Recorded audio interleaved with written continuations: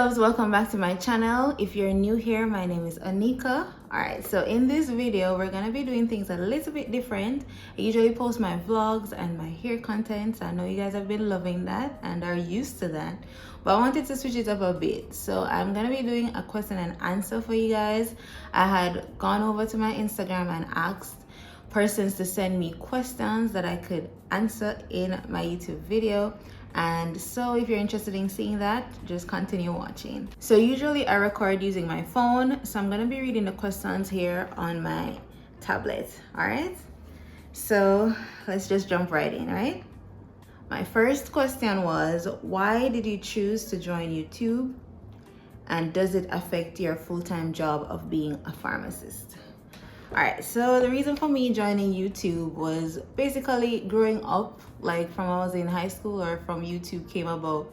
I always liked watching YouTube, and I usually watch like a lot of self-care gurus, makeup enthusiasts, skincare enthusiasts, persons like that, and I would always be so in awe of persons doing that, and I was always like, oh, I wish I could do that. Oh, I would love to be on YouTube. I would love to be inspiring to other young girls, other young females, or other women as the same age as me. I've always wanted to be on YouTube. I just never thought I would have the courage to actually do it, yet here I am. Because it was always in my head. I just decided to just jump right in and just start and see where it goes. So yeah, and also I always had a lot of questions regarding my hair, even when I had loose natural hair or when I had permed hair, and now even when I have locks, I get a lot of questions about my hair or about my locks, like how I style it, how I manage it, how did I even start it in the beginning, stuff like that. So I was like, you know what, YouTube is one of the best places to help share all of that, to help other persons who might have similar questions. I just always used to watch like persons like Mrs. Alba Ramos or Ramos. Her name was Sunkissed Alba back in the day. She was my go-to for like skincare routines and just taking care of yourself, pampering yourself, stuff like that. There's Aisha Haran. She's really good at makeup, and like in general, like her advice that she would give on the outlook of life and all of that was always so inspiring. So I grew up watching her. Also watched Jackie Aina as well. You know, she's like the OGs of YouTube, and she was really good at teaching us how to do our makeup, and she really changed the game for Black girls in general in the beauty industry. So persons like those really inspired me to join YouTube. There's also Mahogany Curls as well, especially when everyone was going natural. I loved watching her so much. So yeah, the second part of the question was, does it affect, let me double check what it says, does it affect my full-time job as being a pharmacist? Well, no, it does not affect my full-time job at all, because my full-time job comes first before YouTube. I'm doing YouTube as a hobby. So like even right now as I'm filming this video, I was at work earlier. So does it affect my full-time job as a pharmacist? No, it does not affect it in any way. I mostly like film or edit, especially like sit down videos on my day offs or when I have extra time. And then even sometimes I'll set deadlines for myself, like when I want to post. So sometimes I'll end up staying up late at night editing because I'm adamant that, oh, I want to put this out like tomorrow at 4 p.m. and stuff like that. So it doesn't affect my full-time job, being that it doesn't force me or it doesn't affect me as an individual, like making me being extra tired or making me show up late for work or making me not able to do my job effectively. No, I work around my full-time job so that I can put that first and give it my all, because as you know, as a pharmacist, you're dealing with patients and you're dealing with medications, and you have to be very detailed with what you're doing and minimal errors as possible. So you have to be very focused at work.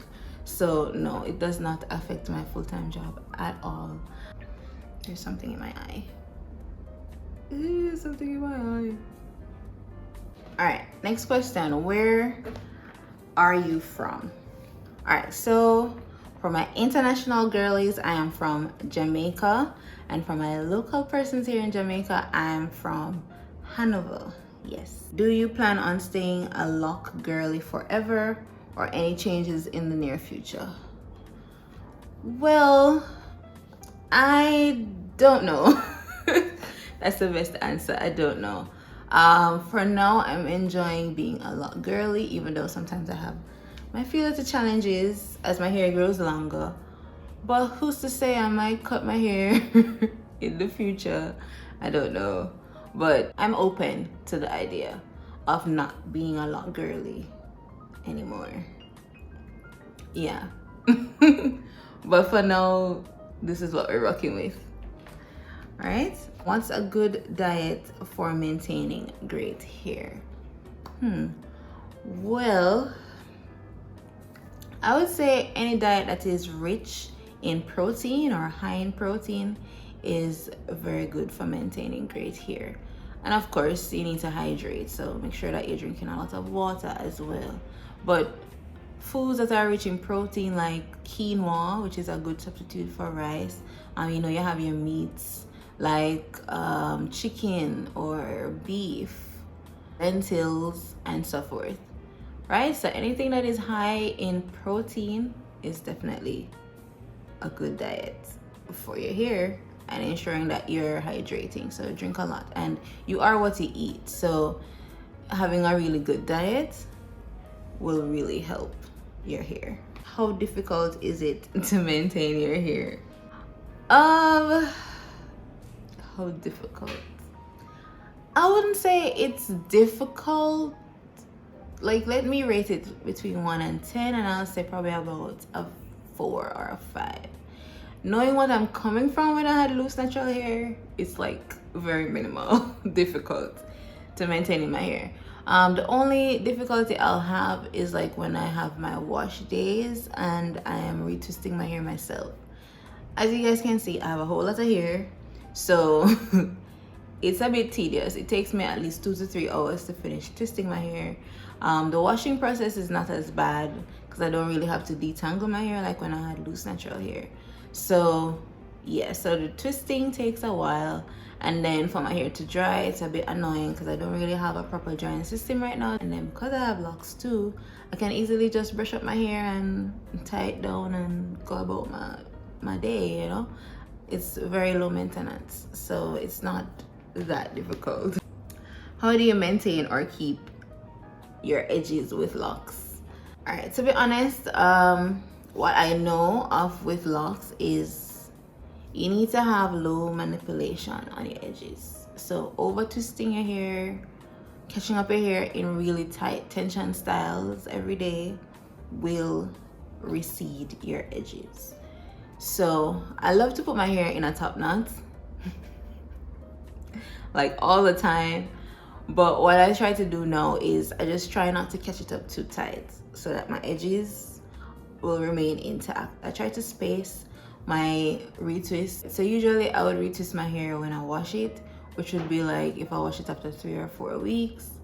But now what I try to do is I try not to twist it every time I wash it. Instead of retwisting it every 4 weeks, I'll retwist it like every 6 weeks, or if I can go up to 8 weeks. I have really fuzzy loose hair though, so sometimes it's kind of hard to space it that long, but I'll try to go as long as I can without a retwist, and also not retwisting too tight as well. And of course I try to use like oils that will strengthen my hair or be nourishing to my hair, so like rosemary oil, jojoba oil, argan oil, I use those as well. How do you manage itchy scalp while having locks? Whew. Child, my scalp is always itching. I'll just wash my hair and my scalp is itchy. So that is a whole thing in itself. One, you have medicated shampoos, so like you have the ketoconazole shampoos that you can get. Your doctor could prescribe that for you. They also have like scalp lotions as well, like Betnovate scalp lotion. That one is really good. if you have itchy scalp to the point where you have like seborrheic dermatitis, you can use those. There's also, like, what I use over the counter is the Selsun Blue shampoo. That helps when I wash my hair. I just leave it in for at least 5 minutes and then I rinse it out. Royal Scalp Elixir, it contains zinc parathione, and that they have it both as a, I think it's a cream or a scalp lotion or a scalp ointment, and then it's also as a elixir, like a liquid that you spray on the scalp. I ordered it online from Target, but I also realized that they had it at General Food Supermarket. I don't know if they still have it because I went back recently because I'm out of it now and they don't have it, so I have to go order it again. But that, when I spray it on my scalp, ooh child, ooh.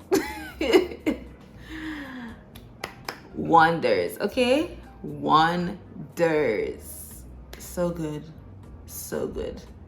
There are other sprays that you can use too for itchy scalp as well. I know that the Sulfur 8 has a spray as well, Sulfur 8 brand. There's also another brand, I think it's called Jamaica Mango and Lime. It has like a mentholated formula as well. Anything that has menthol in there will definitely help with itchy scalp, or peppermint. It will help to soothe the scalp. But right now, the Royal Scalp Elixir is my favorite to use, and the Selsun Blue shampoo whenever I wash my hair. This person said she typed it in WhatsApp. The space here is too short. All right, so let me just tell you guys what she asked me on WhatsApp. On a busy day, what is the most soothing thing you can do in a moment that would help to relax you or make your day easier? All right, so I don't know if you guys know, but I'm like a self-care queen, like a self-care fanatic. So what would make me relax right away is to have a really good shower. Like, you know, shower with my favorite body wash, use my favorite body scrub, and I like things that smell really good as well. And then after I do all of that, I'm gonna follow up with my skincare routine, body care routine. So I'm gonna pamper myself. If I'm in the mood to put on a mask, I will, and just, you know, relax. Probably watch something while the mask is sitting there for like 15 to 20 minutes, and then I'll follow up with the rest of my skincare routine. And of course, I'm gonna spray on like a really good fragrance that I like, you know, to smell good, and just, you know, like pour into myself and just take care of myself. And then after I do all of that, I put on my favorite series or find something nice to watch on Netflix or on YouTube, and that really makes my day easier. And also, I'll go take a nap. Nothing beats taking a nap. All right. Somebody else asked, "Ooh, it's been a while. How are you?" That's so nice for you to ask. How am I? I'm good. I'm good. I'm taking it one step at a time, one day at a time, because adulting is the ghetto. And we're all doing it for the first time. When is the wedding?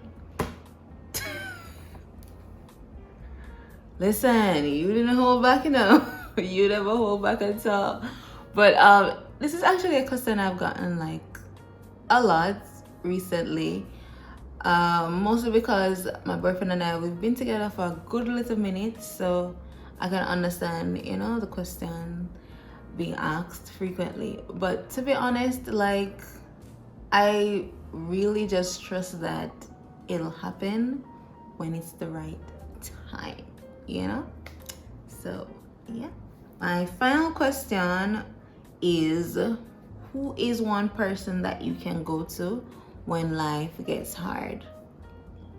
All right, so one person that I can go to would be, apart from God, because listen, anything that's going wrong, me and God right here.